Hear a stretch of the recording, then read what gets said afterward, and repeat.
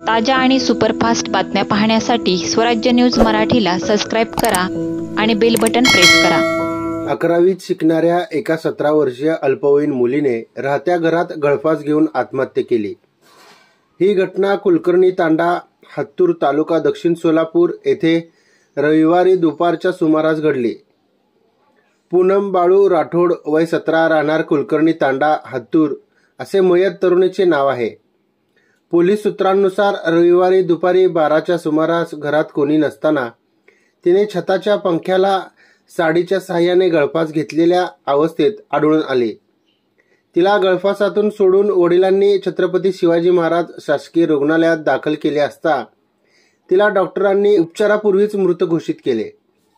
पूनमचे आई वडील मजुरी करतात। पूनम 11वी इयत्तेत शिकत होती।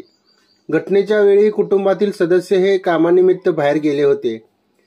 त्यावेळी ही घटना घडली, पण तिने कोणत्या कारणामुळे आत्महत्या केली हे अद्याप समजू शकले नाही।